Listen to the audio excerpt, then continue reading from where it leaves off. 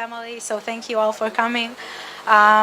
When we discussed with John from the American College of Cardiology when they should come to Israel, it was either that or in 6 months from now, and we really didn't want to waste any time and to bring them as soon as we can, so we can start a very exciting and inspirational project, I would say.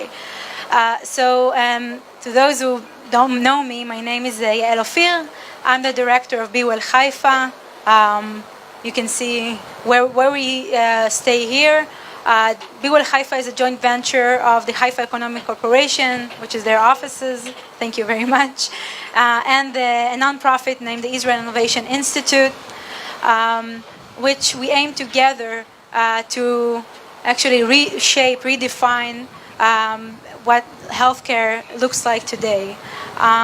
And we do it in various tools, connecting the digital health ecosystem, and on one hand, on the other hand, is to promoting in-depth channels of innovation in healthcare organizations. This specific meetup is a very special one, and at least in my opinion.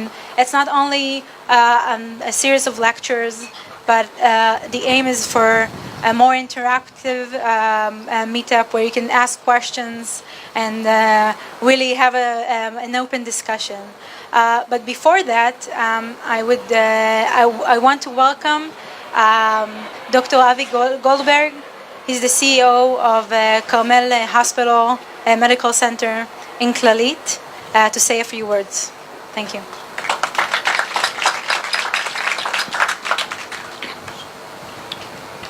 Good evening, and thank you for the opportunity to address you in this windy evening.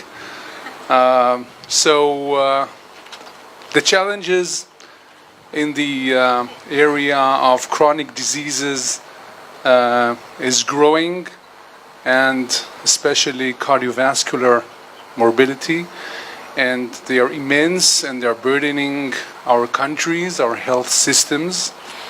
The growing life expectancy and the growing costs of hospitalization and new technologies is a great burden again on our systems, which makes it even more necessary to address issues like health behavior, healthy behavior, health education, monitoring, preventing of diseases to try and control these chronic diseases. The monitoring of patients in Israel is considered one of the best in the world, thanks to very good connections between community medicine, hospital medicine, and we in Clalit, of course, represent these cooperations very, very authentically. But this is true for decades, and it is not enough today. We have to embrace new approaches to deal with the growing burden of cardiovascular morbidity, and the change in the management of chronic diseases needs innovating, introducing new technologies in monitoring patients, empowering patients and caregivers, and maximizing the interactions between doctors and nurses to patients, so that it would be used to make the decisions and guide the patients and take use of new technologies to bring all the information for these decisions. And I think for this, what we're doing here is very, very important. I want to congratulate all the partners, the Haifa Economic Corporation, the Israel Innovation Institution, us, Clalit, as a partner, of course, the collaboration with the ACC, all the startup companies that are in the competition.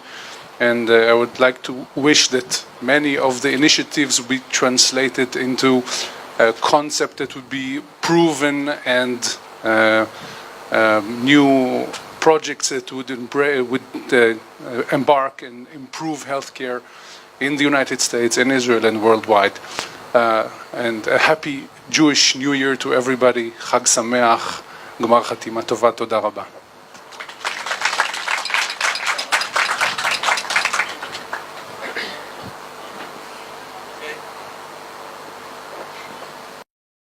good evening. I'm very pleased to host the ACC team here in Israel and to open this special event in Haifa to discuss the US health challenges and where the Israeli technology can facilitate solutions to these challenges. Before the session begins, I would like to thank our dear partner that make this event happen and to appreciate their collaboration with us over the year. First and foremost, the Haifa Economic Cooperation that share with us the vision of Haifa as the Israeli hub for digital health. To thank Mr. Shmuel Gantz, Or Shachaf, and Moti Meir. Thank you for your partnership. Our second partner is Clalit Health.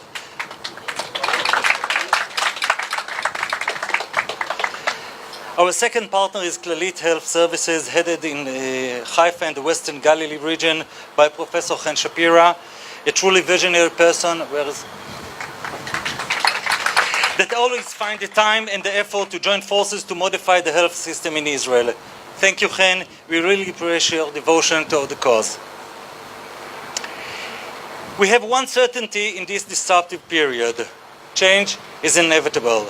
Medical systems that were built over hundreds of years need to be restructured around the new possibilities that technology has brought and will develop over time. Continuum of care is one of the facilitators of change. We can have a better health system if we can break through the silos of hospitals, communities, GPs, specialist clinic, nursing home, and the patient at home or wearable. The new technology will change this structure as we know it, followed by the medical practice. What is the Israel role in this new and exciting world? Can Israel entrepreneurial spirit and capability help to shape the future of medical treatment? The answer for that is lying on the transformation of Israel into a better site for new technology. This will create a value for the Israeli health system, as well as the entrepreneur, and could provide better solution for global challenges. The ACC visit to Israel, and thank you for coming, is an opportunity to explore whatever this is a dream or it can make it reality. We will investigate it using our distinguished guest for the ACC as well as the Israeli leader. Tonight we have an interactive meetup where using Facebook, we broadcast the event over the globe. Some of you sent us some questions before, and some of you can send it right now. Later on, Yael will collect all those questions and will ask the participant. I will ask the panelists to join me. First, John Ramsfeld. John is the Chief Innovation Officer for the American College of Cardiology. In his role, Dr. Ramsfeld is responsible for developing long-term innovation agenda to help the ACC maintain its competitive advantage in the global marketplace, investing the global and domestic market trends in the delivery of cardiovascular care and the health information technology, and exploring new technology and team-based approach to healthcare. John?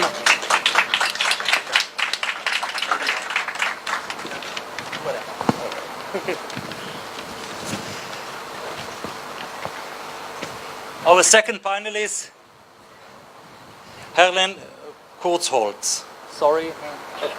Okay. He's a cardiologist and healthcare researcher at Yale University and Yale New Haven Hospital. He is a Howard Hein Professor of Medicine and Director of Yale Center for Outcomes Research and Evaluation. He also acts as a Director of Circulation, Cardiovascular Quality and Outcome, and the editor of Cardio Exchange, a social media site for publisher of New England Journal of Medicine. Alan, please.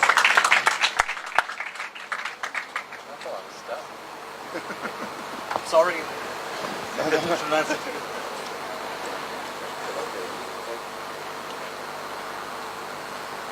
Professor Moshe Flugelman, specialized in the interventional cardiology and vascular biology, is a director of the Department of Cardiovascular Medicine at the Lady Davis Carmel Medical Center, Haifa, He was a visiting scientist at National Heart, Lung and Blood Institute for National Institute of Health at Bethesda, Maryland, and he was fellow in experimental, sorry, I'm not a doctor, I'm not a physician, angioplasty, sorry, at the Washington Hospital Center.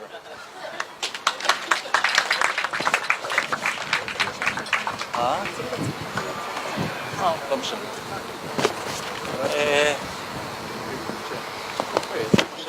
Moshe, please join us.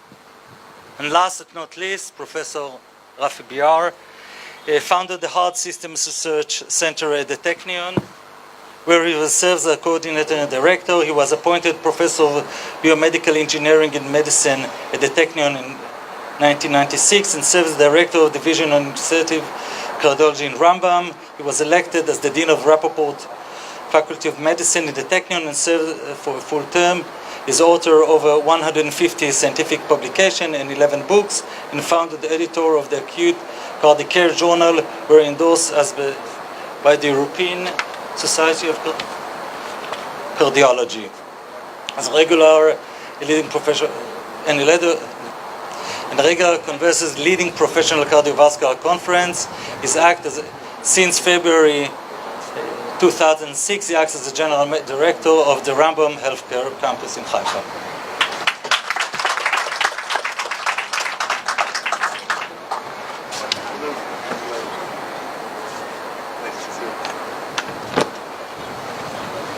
We thought to ask each one of you one question that you will elaborate. If someone else would like to talk, to discuss it, then thank you. He will continue. We will begin with John. Oh. Hi, everybody. John, we know that you studied the subject quite a lot, but can you elaborate what are the three main challenges of continuum of care management?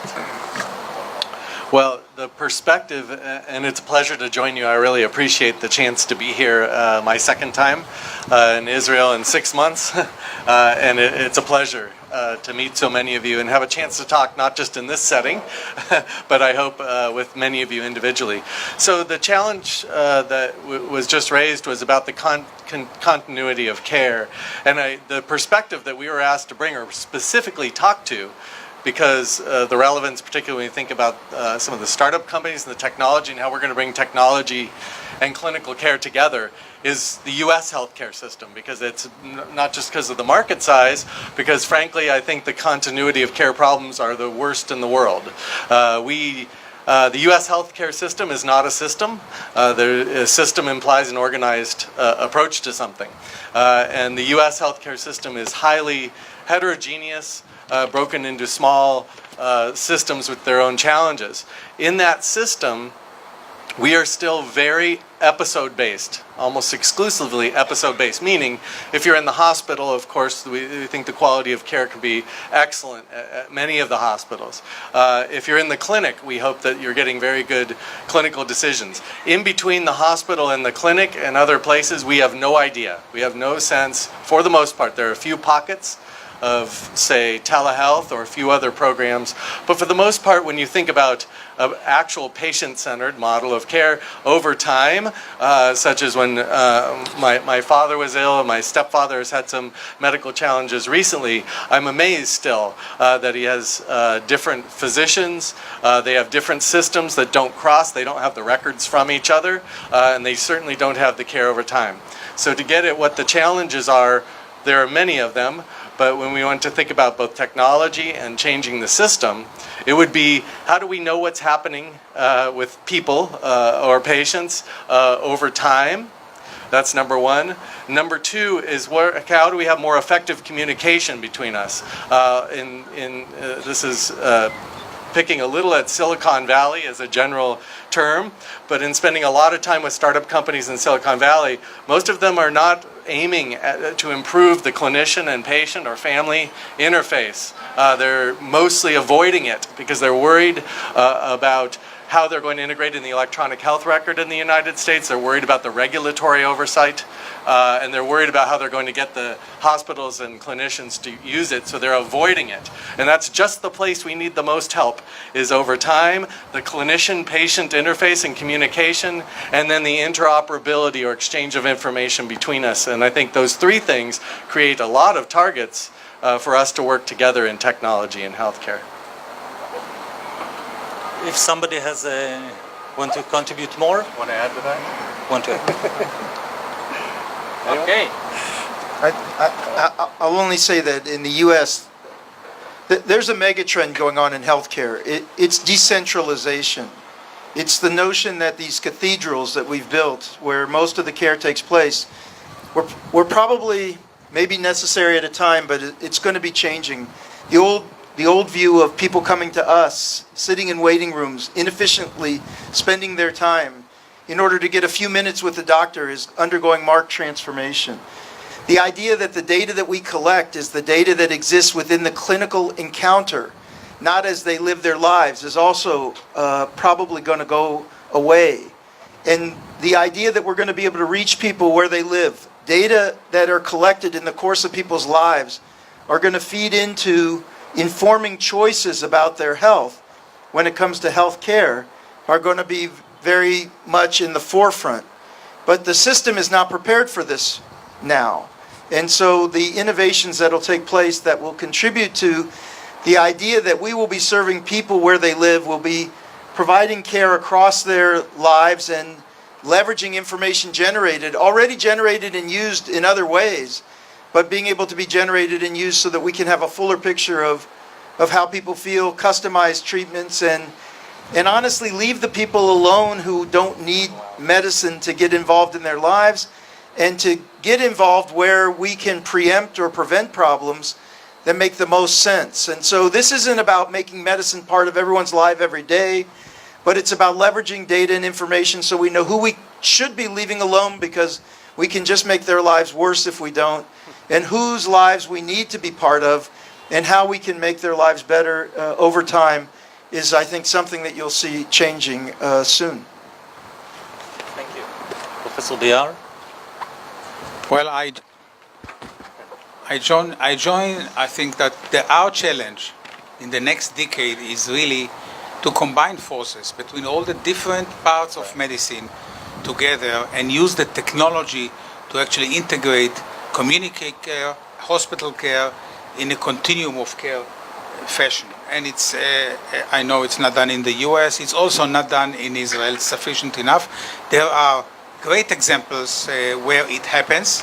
For example, Clalit, it happens very well between their community services and their hospitals, but it doesn't go that well in other hospitals. I, for example, run a government hospital, and the integration is not between the government hospital and Clalit.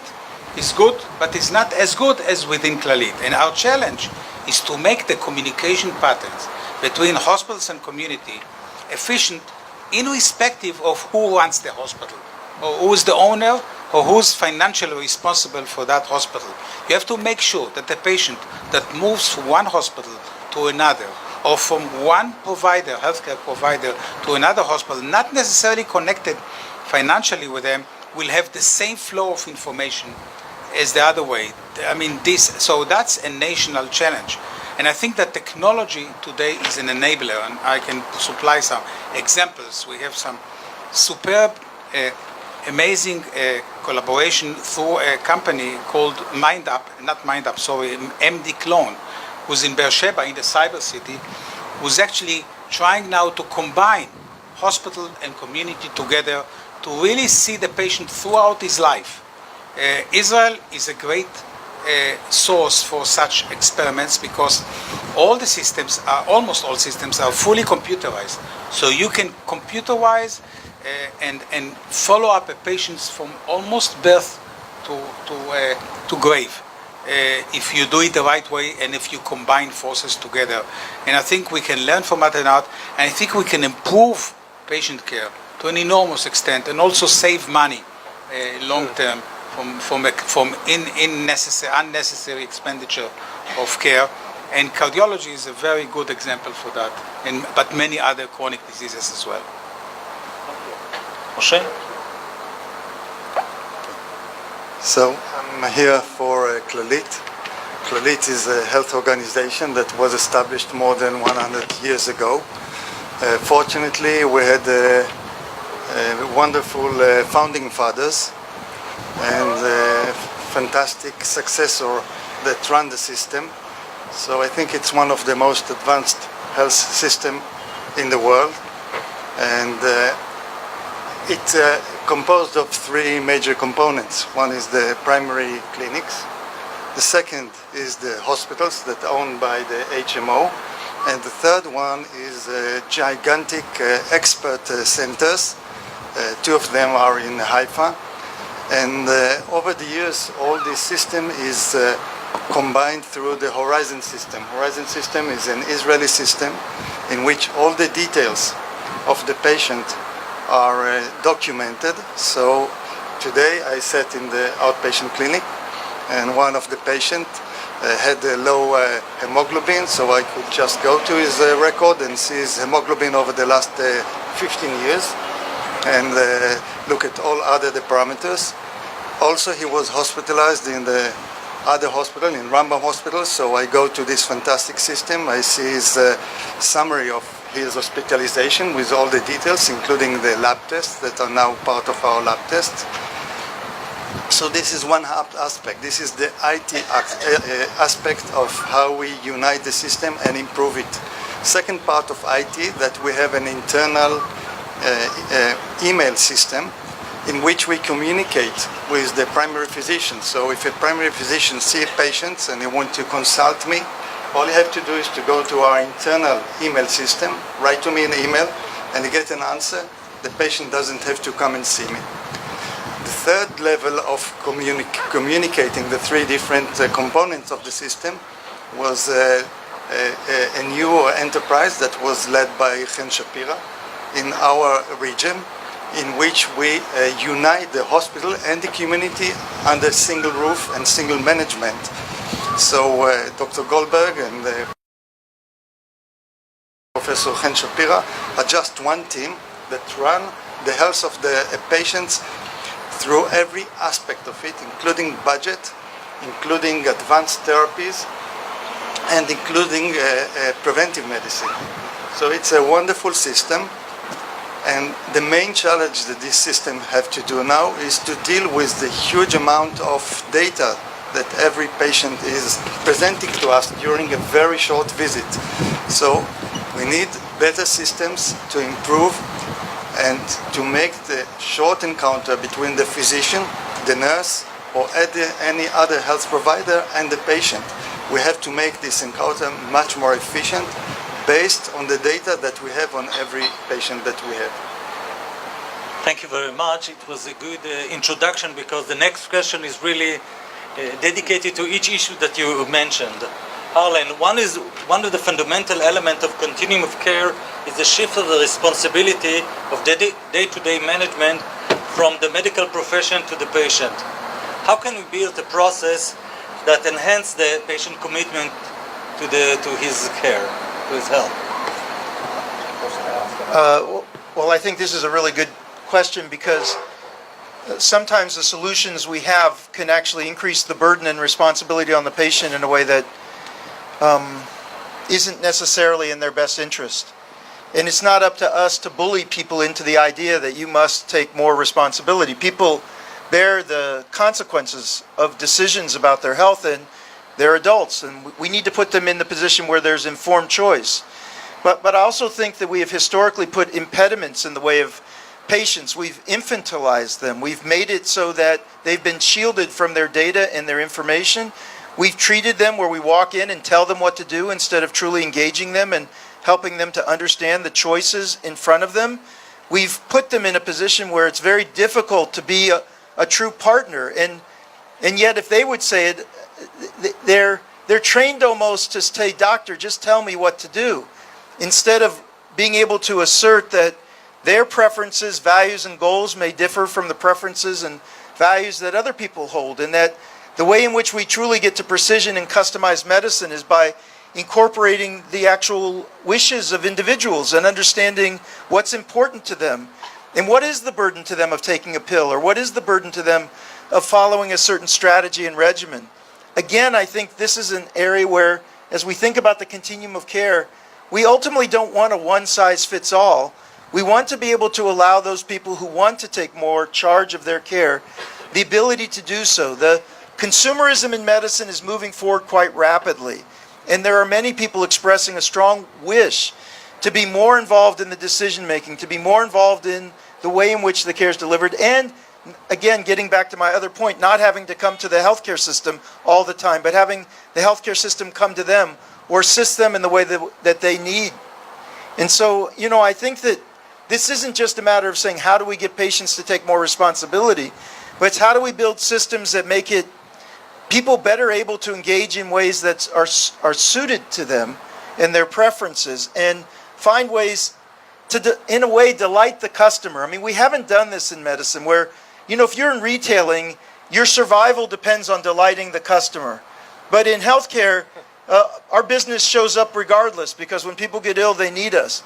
We need to change our thinking about this, because better outcomes are likely to accrue if we actually try to make the experience more positive and reinforcing, and if we put people in a position where they can understand more about their care and to be able to be more engaged and active in it.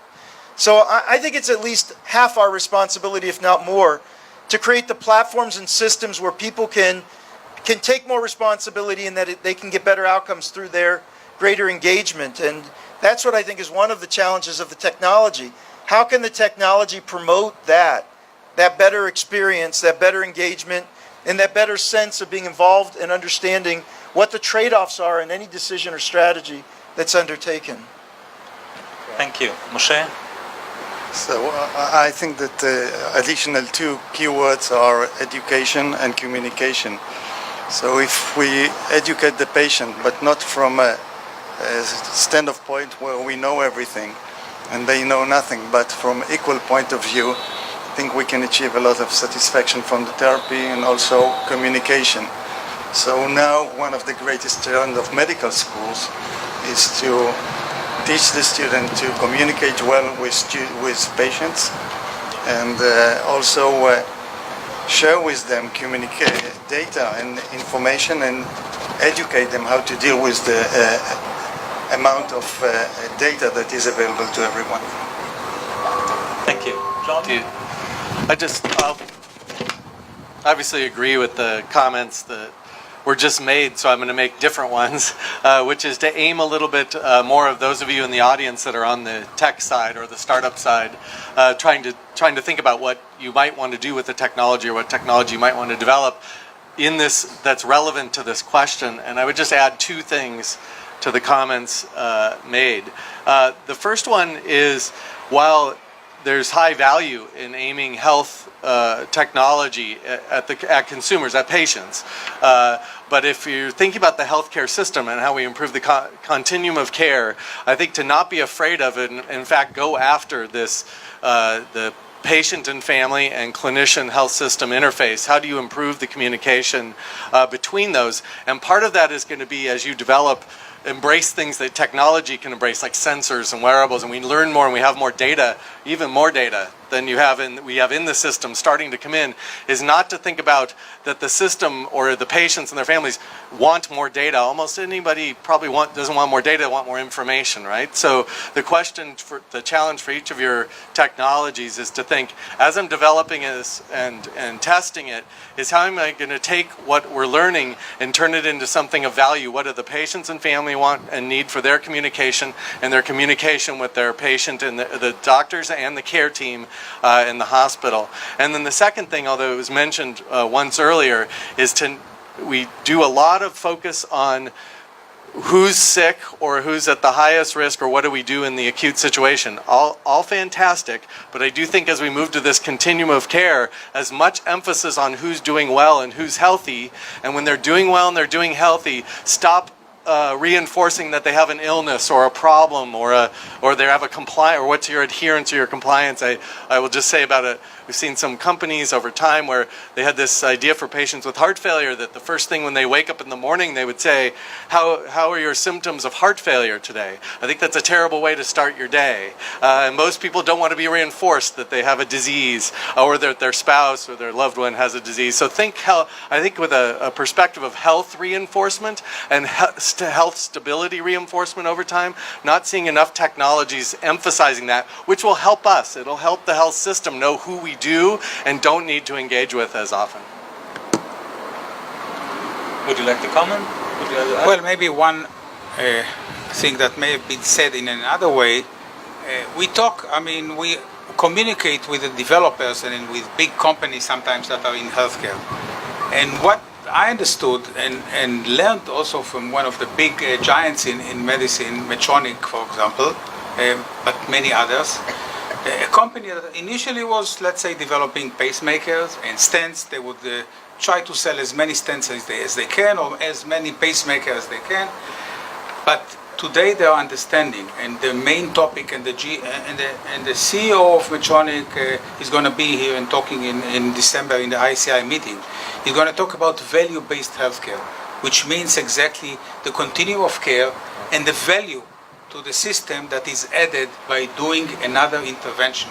Are you creating a value for the patient and the system, or are you just adding cost without any additional value? So value-based healthcare is combining forces between the healthcare providers, the insurances, and those that are developing the technology to optimize care of patients. And I think that's the new thing, because otherwise healthcare costs are also booming up. And there's no better example for that than the US for a booming up healthcare system. We're leading in that. Thank you. We're number I one. should say that I'm quite pleased to hear such a humanistic view of medicine, of medical care. It's working or helping my grandmother and my parents. It seems that some of you, not some of you, but the system forgot this humanistic part. Moshe, I would like to ask you, as a representative of Clalit that have both hospital and community services, we understand that in the future some of the traditional role of hospital will go to the communities, community doctor and nurses. What would you consider as the major breakthrough that will help to facilitate this process? Well, we built a model many years ago that as hospitalists, people who work all their lives in hospital, we go out to the community once a week. So in Carmel Medical Center, most senior doctors, most consultants go to the community and sit there as primary physicians. Today I sat in one of the suburbs of Haifa and I've seen a patient as a primary cardiologist. One of them was referred to coronary catheterization. I will see him in the hospital. I do the cath on him, and I will follow him when he go back to the community.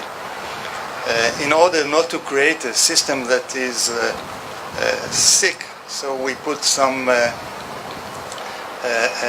checkpoints. So another doctor will admit the patient into the hospital, will review the indications for coronary catheterization, not myself, and then we will discuss the need for the catheterization. In the future, whether hospitals will be providing less services, it depends on many issues, not just on health issues, but also on social issues. All our population is aging, and aging population have more acute on chronic sicknesses that require short hospitalization. Many of this type of hospitalization can be prevented with very strong community-related medicine. I think if we train nurses, because it will be shorter period of time to diagnose and take care of patients with acute illnesses, we can prevent many hospitalization, keep the patients at home. But I think that some patients will always need hospitals for hospitalization. Thank you. Someone else would like to comment, to add? Go ahead. Okay. such a complete answer. Clalit has a community practice, but this is unique to have this linkage between hospital and community health services. How can hospital in Israel or anywhere else in the world take a leading role in this continuum of care?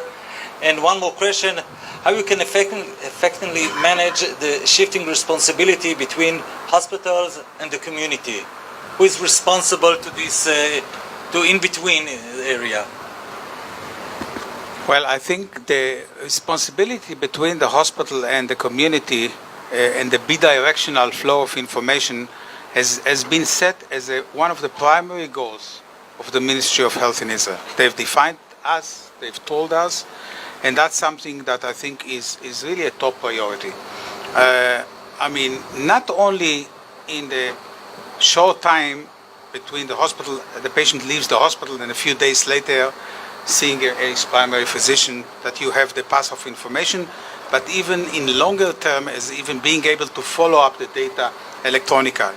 So I think Dr. Fliegelman talked about the point of care, the development in Israel, where you actually can see on the spot any information of the patient that you take care of, and it doesn't matter where he's been, which hospital he's been before. And I think this is now while Clalit and Rambam also was at the pilot phases of this technology. Now it's all over the country, and also is entered some of the US communities over there. So that's now Allscripts has purchased that technology. It's called OFEC in Israel. But on top of that now, the next challenge is, this is only data for point of care. How can you learn from big data that is generated to direct patient care? That I think is the main challenge. We generate tons of data.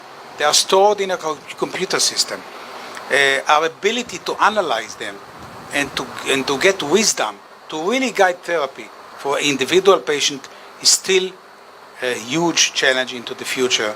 And I think really this is a major challenge that we take, and this is also something that we do in collaboration with the community health systems and the hospitals. I think this interface is extremely important to understand, to facilitate, to empower, and to create. I think that we should, and we do that, we should, as hospitals, as Dr. Friedman said, send our doctors to the community. Doctors from the community should come to the hospital and spend time there. You should understand the language between them. We are all interested in limiting the time of stay of the patient in a hospital, but not too short so it comes back after a week. So this is a challenge that we all learn how to behave. It's not easy. We have very different systems worldwide. In Israel, by the way, we're very lean in beds relative to other systems in the world. Too lean in beds, 1.9 per 1,000 beds of acute care hospitals, which is way below other things. So these are the challenges. How do we really manage the balance between hospital care and community care? And I think that's technology will be here to help. And I would just want to let you all know that across the street here there's a new incubator, MindUp, which is a combination between Medtronic, IBM,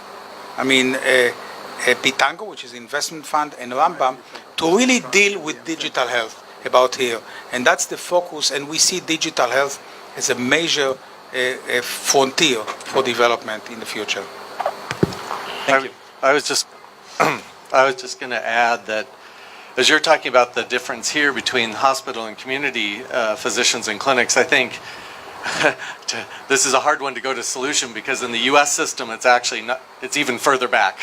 We have further to go. So, and I think in our system, you have to think even more about in the hospital or just simply being out of the hospital or hospital and home, and then you see different outpatient, if you see different specialists or primary care or whatever, they often are not part of a system, they're actually individual and there's little coordination between them, except for a couple of the integrated healthcare systems in the US, which have managed to integrate this, Geisinger, the Veterans Health Administration, but they still are exceptions in the US system. Most of the US system, and this gets to the payment models, which I'm tying back to digital health, I promise, still a fee-for-service system, meaning you get paid for what you do. It's what's driven the focus of care around hospitals and individual procedures and things that you have. And so when you talk about what we need to do to promote the coordination, true coordination of patient care and their longitudinal care in the hospital and the community, in the U.S. it has to start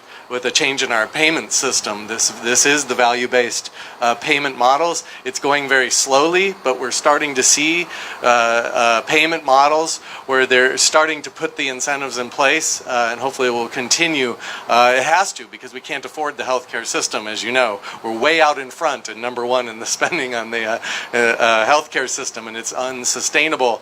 And a major push here needs to be towards these value-based models where it incentivizes that coordination, and even just keeping people out of the hospital where we can prevent it. Now, the reason this ties to digital health is right now in the United States, it's actually quite hard to get payment or reimbursement or have a business model for digital health. So for those of you in the startup companies and the tech world, one of the biggest questions we could spend time on is what potential clinical problem are you trying to solve, but we also have to think about where it fits into the care delivery system now, and then hopefully as it evolves, if you want to go for the US market, towards these value-based models. Because right now it's very hard to get payment or be in a system where you get paid to, even if the digital health technology is excellent, even if it would help us identify the high-risk patients and predict, right now we're still struggling even to find a market for those. And so that's the fundamental shift that needs to happen here.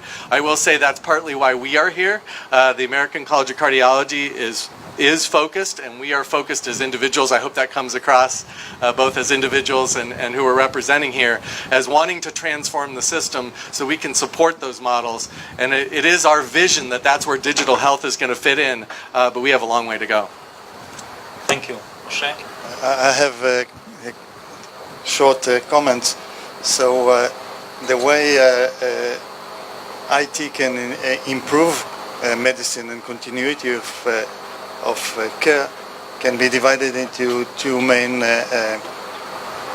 branches. The first one is through innovation, and I consider new sensors, breakthrough sensors that will monitor the patient as innovation that will change the way we treat patients. And the second issue is implementation of IT technology that persists. Engineers would not tolerate what we have to tolerate when we do rounds. And when we see patients, we have 4 different softwares when we run, we go do rounds uncoordinated. It's a great progress that are all available, but still it's painful to move from one to another. And I think that IT would provide many solutions by implanting technology that is available to every engineer in every place. So these are the two. And the third comment that I want to make is at the end we treat patients, and anxiety plays a major part of the way that we deliver medicine. We tested our hypothesis that continuum of therapy is better for patients. So patients that came for the cath lab, they were meeting a doctor that they never seen in their life, or a doctor that referred them and they know him very well. To our surprise, both patients groups had a very high confidence level of a low level of anxiety. The satisfaction was very high. Nevertheless, we still think that if you see a face that you know and someone you know for a long time, your anxiety is reduced and the success of whatever you do with the patient is increased. Thank you. Well, so I'll go back to the beginning of this question, which was who's responsible? And well, the answer should be obvious. We're all responsible for that. The system needs to be responsible for that. There shouldn't be two systems. I mean, from the patient's perspective, it's not I live a life in the hospital and then I live a life out of the hospital. The episode of their illness stretches across venues, stretches across places. So the degree to which we've created a healthcare system where we're talking about inpatient and outpatient, inpatient and community care, we failed. We failed because it's about the patient's story, and that story unfolds over time, and it unfolds as acute illness, and chronic illness. It unfolds as intervention and recovery. It unfolds in a variety of different ways. But we've created a system where you label them artificially by where they're receiving care or what juncture they are in a journey, instead of understanding the entire journey and getting them to health or the best that they can be, or recovery or palliative care if necessary, but understanding what it is they need over time. The degree to which technology can help us rethink every single part of how we conduct business, our workflows, how medicine works in every different place, is the degree to which we may end up better than we are now. Because the idea that we are focusing on these different places, and in the outpatient we lack the information on the inpatient. And we have this idea that doctors have to be the ones providing the care at all these junctures, even the same doctors, when actually what people want is convenience, people who have the information about their story, people who can help them with the help they need when they need it. And so if that's a person they know, there are times when you want to provide very intimate and personal information to someone you know, well, that's true. But many times it's transactional. I need someone to check something. I'm post-surgery. I just need them to look at the wound. It doesn't matter if you're familiar or not. I just need to make sure I'm doing fine. Even I maybe can do it by phone or by some other means. I mean, we need to rethink the way in which we're spending our time, that we're promoting and supporting people. And I think that technology can help us so that people's story, their journey, is integrated across systems, is coherent and understandable, and usable in ways that we can get them what they need when they need it. And we don't understand community and hospital. We understand person and what that person's needs are at different points in time. Thank you. Yoav? I'd like to make a comment exactly on the last point you made. And this is not technology, it's really the viewpoint that we are not a collection of organs like medicine is now being practiced, but rather a human being. And we need to be looked at as an integrated system. And so the degree that technology reinforces our old way of thinking by sequestering people into, by the way, you're a heart failure patient. No, by the way, today you're a diabetes patient. Tomorrow, you're a rheumatoid arthritis patient. Instead of you're a person who's facing multiple challenges, trying to balance different things. The degree to which technology seeks to strengthen our old way of thinking and doing will be the degree to which we fail. The degree to which it helps move us to different and new ways of thinking that are promoting the interests of the individuals, that will be the degree to which we've succeeded. Yeah. One more question. Yeah, one more question. My name is Anna Becker. I'm doctor in artificial intelligence, and I recently joined this field. And I think 2 weeks ago we were in Jerusalem in digital health conference, and we faced the same questions. And you're saying that everybody is responsible, but what is your vision of who will take this charge? Who will start doing it? Because we all know that everybody have an issue as a software companies of how to do this integration, how to help hospitals and all other organizations, and we get, the closed doors, that patient information is not public and all this. And we heard these answers in previous conference, so I'm curious about your vision. Who will take charge? Who will be this organization that will change things? Well, and I didn't mean the diffusion of responsibility where everyone, so no one. But I do think that in this case, for example, in Israel, the HMO, the group with the influence that has the budget, that's dispersing the resources, that's producing the output, needs to be a coordinator, a conductor of the way in which this works and set the tenor, because I don't think it's going to be, but the collective, they need to know that there's a collective sense among people about what they want and need from their system. Yeah, go ahead.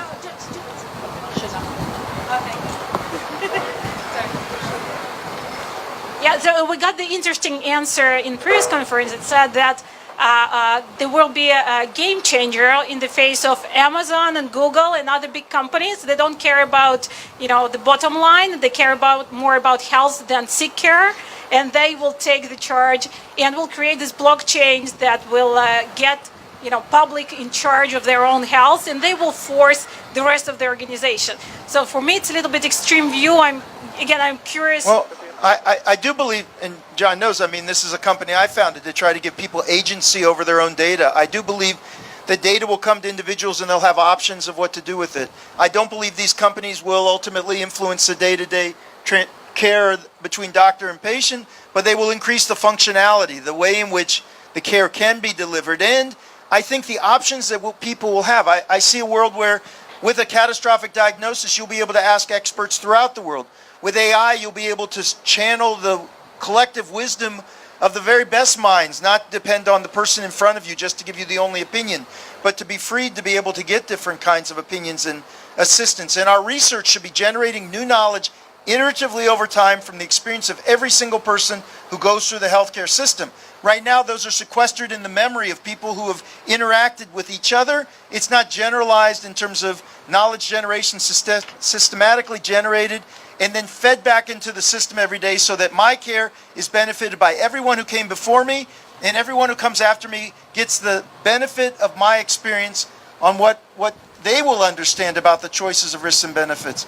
But I think these large companies will contribute potentially, but they will not.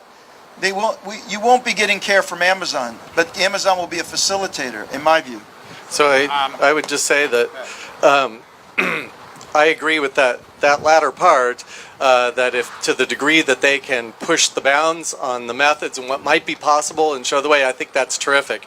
They're generally not aimed at transforming the healthcare system towards the way we've been talking about in the continuum of care, and a couple of things are interesting there. So if you take Google, and they launched originally Google Health, that was it. It was going to be very disruptive. It didn't succeed. They're large enough that it went away and they reinvented themselves with Verily. When they've reinvented themselves, they've hired a number of clinicians and others who are now helping them try to go at it a different way and thinking both about health and the consumer side, but also now how do we start to engage the health and healthcare system. So they've actually, I believe, although from a method standpoint, I think that's right, and I hope they push the envelope as far as they can. I do think on the delivery and transformation side, they're actually looking for novel partnerships for the very first time, all of them. Which brings me to novel partnerships. I do think there's a risk in saying, well, whose responsibility, and everybody takes a step back looking to the side for who's going to step forward and do it. So I do think it's going to take, and I'm guessing this room is full of, of believers, this audience here, who's going to just say, well, we may not be Google or Amazon or these others. We'd be happy to work with them maybe, but what we're going to do is think about what would be different and not reinforcing the same. And that's why we're here. So we came before to meet at a more standard medical societal meeting. Is fantastic, great science, but had the chance to meet with the Israeli Innovation Institute, Startup Nation Central, get to know all of you, and said, well, what if we put our forces together? So we're trying to transform care. We have the guidelines and the cardiologists. We're linked. We have this vision. I hope it comes across our enthusiasm, but we're missing the tech side and the connection there. What if we brought the two together? And as it turns out, this is a pretty unique idea. I haven't seen it very much in Silicon Valley. I told you, I think Apple and Google in particular are trying to get to this. So I think it's about novel partnerships. But the other novel partnerships we've started with are, I know it doesn't sound like it should be novel, but thinking instead of just, well, what's the way to solve this problem within the system? We have tried to challenge ourselves with our innovation summit. In the tables we made sure we had patients at every single table, consumers, also government, also industry, also technology at the table. Totally different conversation than when we would, in a traditional way, to have a committee or think about things, and the viewpoints are totally different. And what was amazing about that coming out of it was how often they said, I just think that if we do this together, we have a better shot than if we do it how we've always done it, which is separately. And so this is a small wedge of being at the front of the arrow tip here, but this front of the arrow tip, and that's why we're here and looking around the room for who wants to nod and do this, is that we're going to have to form these novel partnerships we haven't had before. So on the digital health side, when we're talking about what problem to solve, it's, as Harlan was saying, it's not to solve the same problem we've had before, do something different. Well, what if we put our minds together on that and then take it forward? I think it's the best we can do. Well, I think that to answer your question, in my view, I think there's no one system will lead it all. I mean, there are governments who try to impose rules. There are healthcare systems who have their own rules and budgets to actually run the healthcare. And there is the field, the patients, which actually that's the center of what we do. And then there is technology and innovations. And the technology and innovations go bottom up. I mean, many times it comes from a need or from some idea, and this need grows up. And once it becomes appropriate, use, then some of the big companies may buy it or get it. But it's not going to be one responsibility. It's a responsibility of everybody. And if we all remember that the patient is at the center and we want to benefit him, then it will succeed. And as all technology in all fields, in the car and in the industry, you want to go from point A to point B. Now everybody uses either Google or ways to go from point A to point B. Nobody looks at the map anymore. Can we get in medicine in the future, not maybe next year, that you can get from one point A to point B in your disease, whether it's cancer or other types of disease, with your financial resources? Will you be able to guide it? I've seen companies that are trying to do it in Israel and also guide your therapy according to your budgets and abilities, and especially in a semi-private or a fully private system is extremely important because your ability depends on that. So I think this is something that we'll see from all things merged together. It's going to take time. It's not going to happen in a year. It's going to take a decade or more. I think at same time frame as we will see our cars completely autonomous, whether it's 5 years or 10 years or 15 years. I think that the opposite of continuum of care is care fragmentation, which exists in the US because of social and financial issues. And I think that if we will be able to develop in Israel a system that will the issue of care fragmentation, and I think that Clalit is the best laboratory. But Clalit is a big organization and it needs an outside entrepreneurs to do it because it's too big and too old.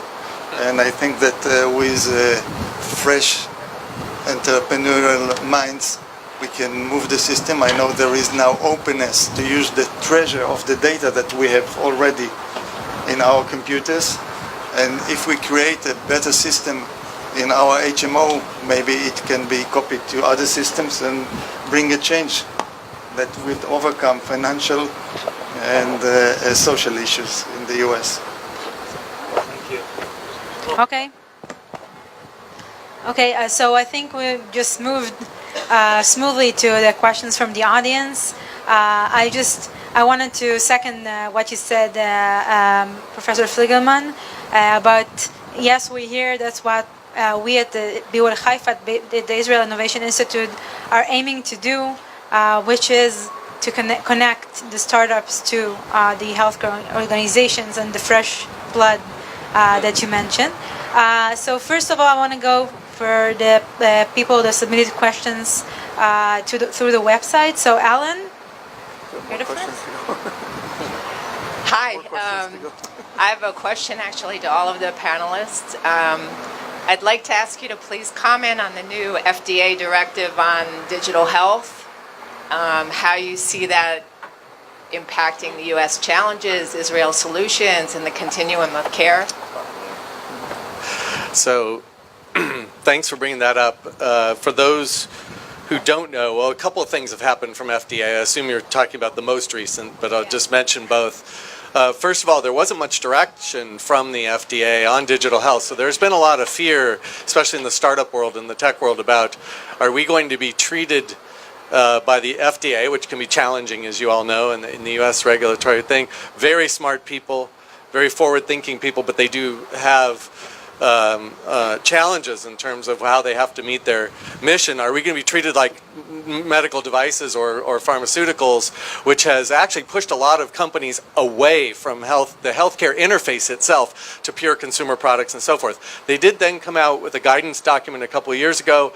While general, I thought it was very thoughtful because it basically was a risk-based approach, saying if you're talking more about diagnosis or guidance or information, we're not going to need to put you through the regulatory steps. But certainly, if you're dictating therapy with your new technology, that would take a more rigorous approach. But it wasn't very specific. I think it still got a lot of attention. Just recently, for those of you who don't know, they're doing a new pilot project where they've named, I believe it's 9, but I could be off on the number, companies where what they've said is, I think we actually are not going to be able to assess every digital health product.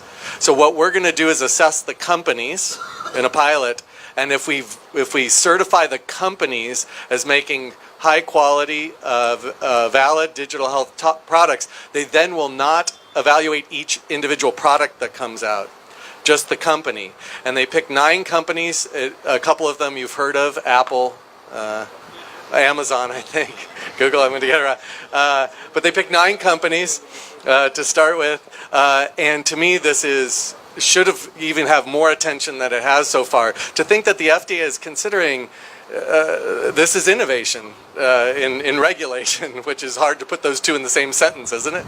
So this is innovative to think about. Now, is it a little scary at the same time? So these companies seem really good, so everything they make must be good. That seems, we're going to have to see how the pilot goes. But I will say for the startup ecosystem and for the tech ecosystem, especially I hope where we work together, this is very promising because we can think through potentially nimble and rapid ability to take digital health products, test them in real clinical settings in a rigorous enough manner to know that we want to use them in care and move forward, as opposed to a multi-year process of can we just use this digital health technology. So we'll see.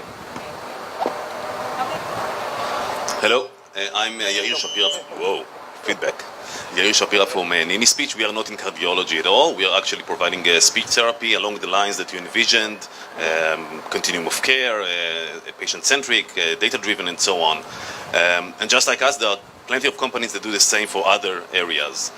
We come from digital health, right? So we are used to digital pace. Healthcare moves much slower. My question is this given from God, or is there a way to expedite it? How do we do rapid? Who would you like to answer? Who can answer that? Well, maybe I'll just give my view. I think, in devices, it's been, and in drugs, it's been very slow, mostly because the regulation in the medical area is much tougher than in the regular area, because you have to go through FDA and other issues. So it used to take maybe 5 years in the past for devices. It's 10 years now. And I think for drugs and other technology, it's even more than that. Now, for digital health, I think it's still faster. But the problem of implementing it and putting it into the complex systems is much more difficult. It takes, and also very difficult to evaluate. It's not immediate. So I think it's still, but I think it can be expedited in the future. And I think some of the systems can adopt it very quickly, where you see the value very early, and the regulatory pathway there are easier. But I wonder what's my view of our colleagues from the States. So I just want to add real quick that I do think it is important, and this really builds on what you just said. When you say, how do we make it go quicker, you do need to break that down into its component parts, and there's multiple, but let me just take 2.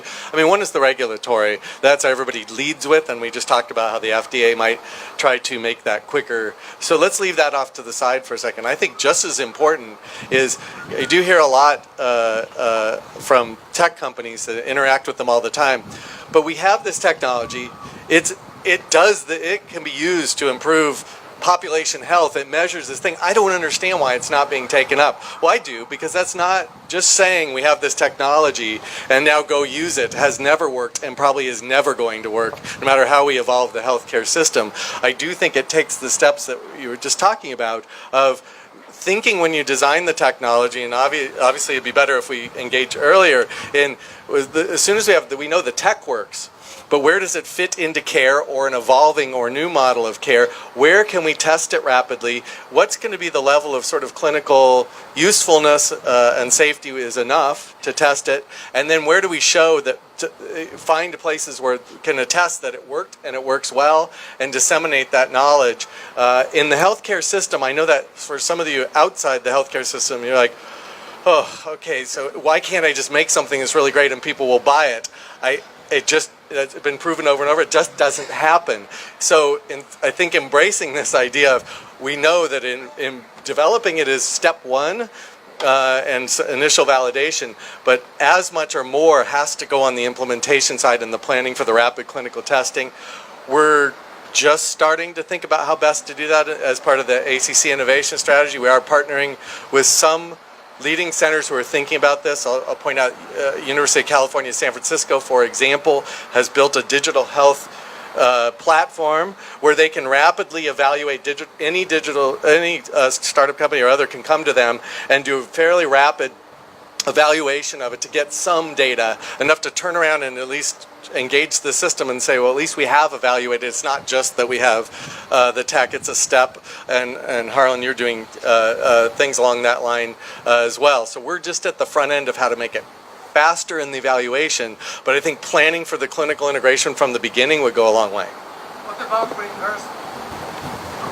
So in the US, it's still today very hard to I said it earlier, so I apologize for the repeat, but it's right now it's very hard to get reimbursement on the digital health side unless you can integrate it into something that already exists. So in the cardiac space, for example, I do see digital health companies saying there is starting to be some reimbursement for cardiac rehabilitation. So we're going to aim our digital health tool as one that supports rehabilitation so we don't have to get a new reimbursement code.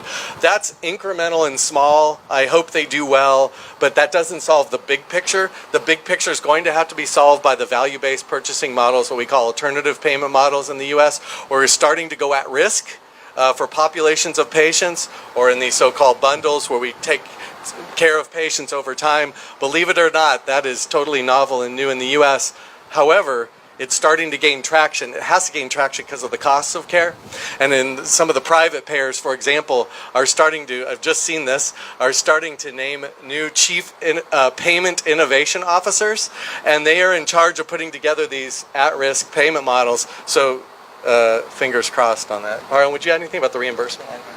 Well, I just say I think you're talking about different phases of development, right? So in the very beginning, it's getting repetitions.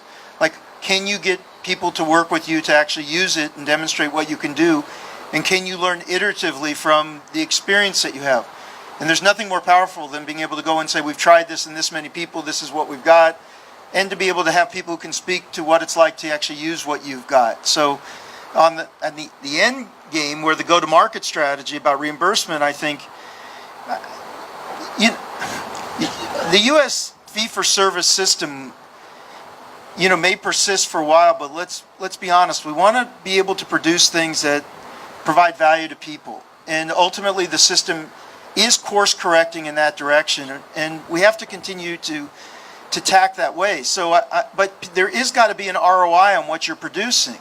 The question is, can you articulate and demonstrate what that ROI is? And that ROI needs to be in terms of better experience, better outcomes, better, more efficient. I mean, there's something that's being returned that's palpable to the system. In the old days, the fee-for-service days, all you had to do was to say, I can generate revenue by doing more of something. It didn't matter whether that more of something actually produced anything better for the patients. I mean, in our system, what I've said to GE is, in the past you produced scanners. And we bought scanners, and every scan we did, we got paid for. So you had to just convince me it was a very cool scanner. And I had to like it. And I created the demand anyway, because I was referring people for the test. I mean, it was a system where it didn't matter whether or not what it produced made a difference to people. I said, now, you know what you're producing now as we move to these new models? You're giving me a machine that produces information. It's an information machine. I don't care that it's got technical and mechanical aspects. I don't care the physics behind it. In the end, it's producing information, and its value is going to be whether that information translates into some benefit in people's lives. Something around decision making that downstream improves care, saves money, or in some ways make things better. It's just information. And that's what every entrepreneur has got to be looking at now. Don't try to contort for a fee-for-service system that doesn't make sense. Recognize that it's moving towards your challenges. Produce something that has value. And then show how you can quantify that value for the benefit of people. And get experience with it. And the more experience you have, and the more clearly you can show that, the better in the long run you deserve to succeed. So first deserve to succeed, then succeed. Because really we don't want groups succeeding that didn't deserve to succeed. So deserve to succeed because you've got something, and then like-minded people, bring them around. I think the ecosystem you have here is perfect. Beta test, get people aligned, show that it works, and then go global. But the idea is be worthy of success because you've actually got something that is valuable to people. And that's the best advice I can give about it. I just wanted to add real quick that nobody is saying, in case it comes across, that, and I'm glad Harlan just said beta test and then move on, get some clinical utility. Nobody is talking about traditional, as they say in the, for those of you who know the FDA, phase 1, phase 2, phase 3 trials in a 10-year cycle length. It's not tolerable. It's not possible for startup companies. That's not what we're talking about. But we are talking about having some thought to match, and of course it depends on your technology. Is it supportive? Is it diagnostic? Is it therapeutic? Does it dictate therapy? You have to titrate it some. But nonetheless, thinking through what sort of evidence you want to generate. And one other tension I just want to throw out, and because it's come up a lot of times and I think it's worth thinking through, is unfortunately, as opposed to technology outside of healthcare, when there's venture capital, they can be very strict about the timelines they need to see something back and how long you're going to have VC support. And the real question is, does that work in healthcare? Because are you going to get the payoff in that time? And when I do, and I feel for them, but I am coming across quite a few startup companies that are saying they actually are not particularly interested. They want to show their technology works in and of itself. They're not particularly interested in actually evaluating it in a clinical setting for a couple of reasons.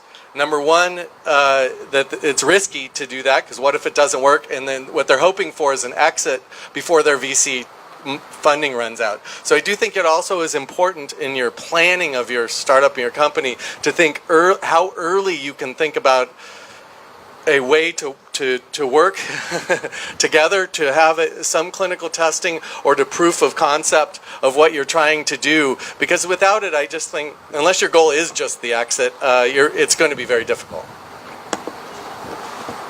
I think that in your last comments, you almost answered my question. My question really was about the benefits. I think that one of the things that is missing today, and maybe you know how to solve it, is to be able to evaluate the cost of treatment, the full cost of treatment.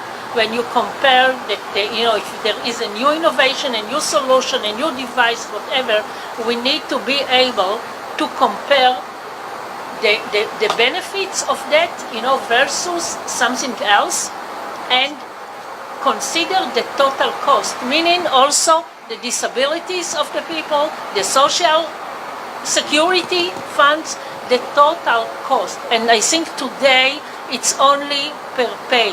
This is the way healthcare insurance works. And my question is it possible to define a methodology and a way to establish this comparison?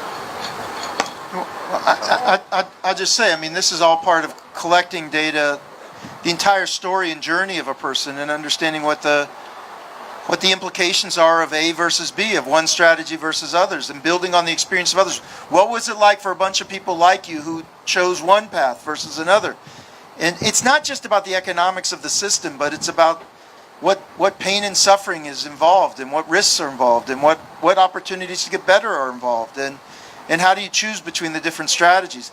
I think this gets down to saying every person in our system should have the spirit of wanting to ensure that their experience is not lost on the next person, that they benefited from everyone in front of them, and everyone behind them benefits from them, and that the full story is being told so that when you're facing choices, you're able to understand them in a way that helps you make the best choices for yourself, because that full the full costs are understood. And the costs are not just economic, they're human costs. And it's up to us to make sure that everyone going through the system is generating data. And then what our challenge on the big data side is, no one can understand all that data. It has to be filtered, organized, curated, and then presented in ways that can be easily understood.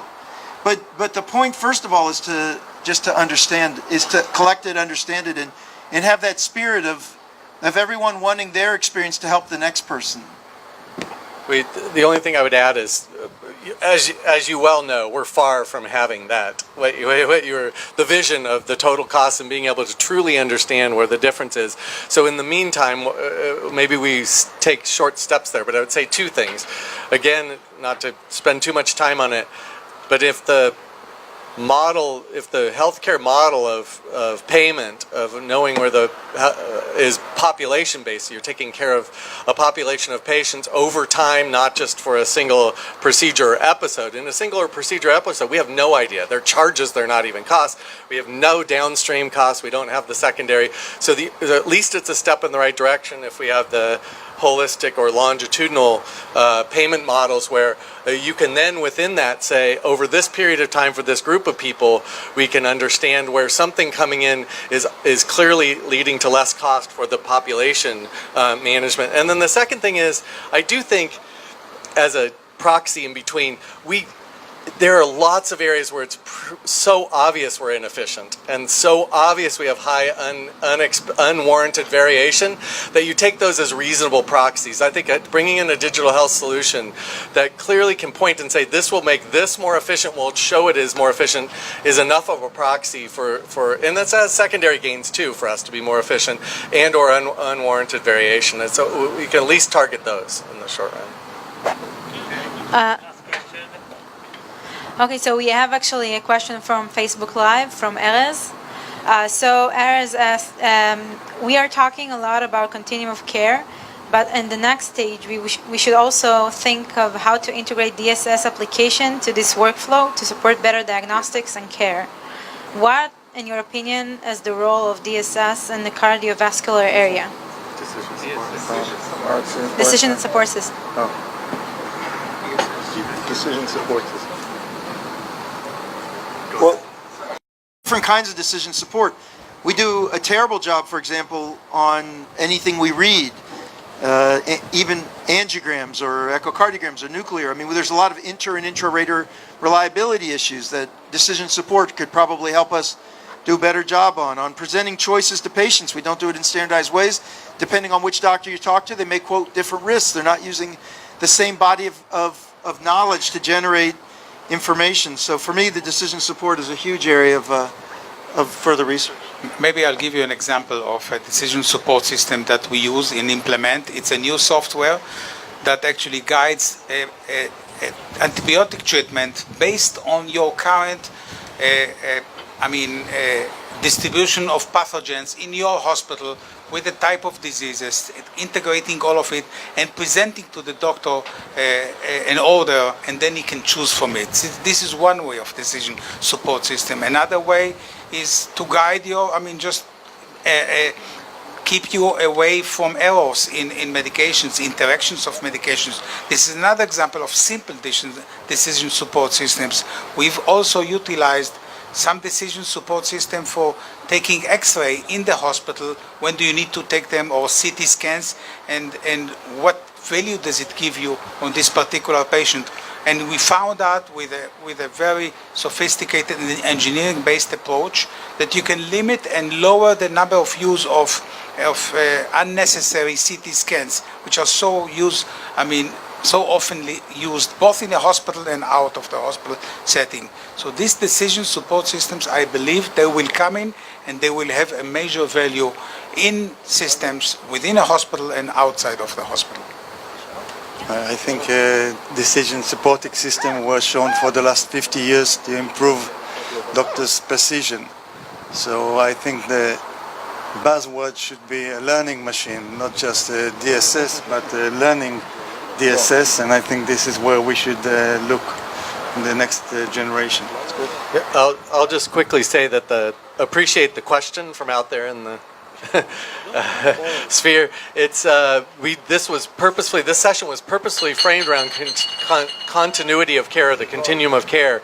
But I think every single principle we talked about tonight, every single topic, applies directly over to DSS. The prospects for applying digital health, AI, and machine learning there are at least as high. I do think, I'm so glad you said that, I actually do think the semantics are a challenge at this point. If you say decision support to most physicians in particular, but also nurses and other clinicians, you're going to get a visceral negative response because we get killed right now by, and I know they're not decision support of the type you mean, by alerts, incessant, the guidelines and sort of applied crudely as A, B. This patient will just algorithmic thinking. Nobody fits exactly in that, and also just this incessant pinging of alarms and alerts. And so we do need to change that conversation. And maybe it's I don't have the phrase, but some form of information support that if the digital health tool and the AI and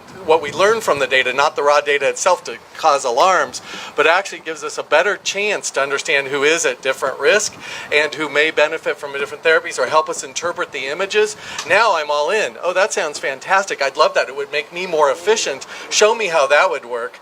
So we do have a little semantic challenge there, but conceptually all in.